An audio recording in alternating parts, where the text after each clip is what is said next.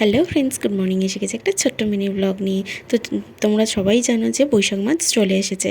তো বৈশাখ মাস মানেই বিয়ের সিজন চলে এসেছে। তো বিয়ে তো হবেই। তো এখানে আমাদের শ্বশুরবাড়িতে একটা দাদার বিয়ে বাকি ছিল। তো তারই বিয়ে লেগে গেছে। এই যে দেখো, তত্ত্বগুলো সব আগের দিনকে মামুনিরা মিলে সাজিয়েছিল। আর আমি এখানে রেডি হয়ে চলে এসেছি, কারণ আজকে দিনে হচ্ছে ওই দাদাটার বিয়ে। তো দেখো, আমি এখানে হলুদ শাড়ি পরে চলে এসেছি, কারণ গায়ে হলুদের ব্যাপার আছে বলে। তো এখানে দেখো, সব রিচুয়ালস আরম্ভ হয়ে গেছে। এই 1 বছর আগেই এই সমস্ত রিচুয়ালস আমাকে করতে হয়েছে। আর এই সেই ক্যামেরাম্যান দাদা যে আমার বিয়েতেও ক্যামেরা করেছিল, এই যে প্রলয়দা। এই যে দেখো, এখানে এই সমস্ত কিছু দেখছি ছেলের বাড়িতে। আর 1 বছর আগে হয়েছিল আমার কাছেও, মানে আমিও এই সমস্ত রিচুয়ালসগুলো করেছিলাম। মানে আবারও করে 1 বছর আগেকার কথা সমস্ত কিছু মনে পড়ে যাচ্ছে। আর বেশি করে মনে হচ্ছে এই রিচুয়ালসগুলোর মধ্যে কতটা পেরেশানি হয় আর কি। মানে এটা বলে, ওটা বলে করতে কতটা যে মানে এনার্জির ব্যাপার লাগে এখানে, সেটাই আমি আর কি দাঁড়িয়ে দাঁড়িয়ে ভাবছিলাম।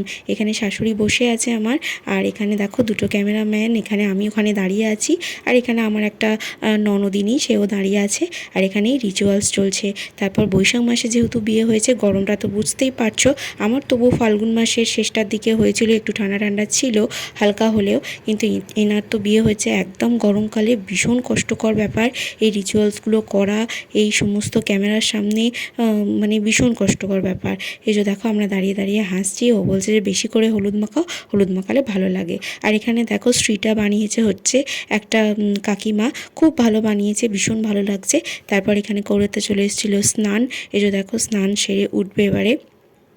তো এরপরে তো যা যা রিচুয়ালস থাকে সেই সমস্ত কিছু রিচুয়ালস হবে। তো তারপরে এখানে স্নান টান করে চলে যাওয়ার পরে বাকি যে ওগুলো হচ্ছিলো। আর আমি সেই ফাঁকে করে নিয়েছিলাম লাঞ্চটা তোমাদের সঙ্গে শেয়ার করতে পারিনি, কারণ ঝটপট করে লাঞ্চটা সেরে আমি চলে এসেছিলাম বাড়িতে, কারণ রাত্রেবেলা আবার যেতে হবে বরযাত্রী।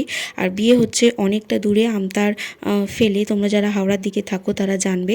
তো ওইখানে বিয়ে হচ্ছে, তো সেই জন্য ওখানে যেতে হবে। তো আমি তাড়াতাড়ি করে রেডি হবো বলে চলে এসেছিলাম।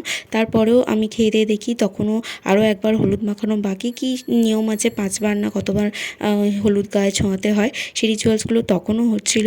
তো মামনি বললো যে তুমি বাড়িতে চলে যাও, গিয়ে সমস্ত কিছু রেডি করো, রেডি হতে হবে। তো সেই অনুযায়ী আমি বাড়ি চলে এসেছিলাম।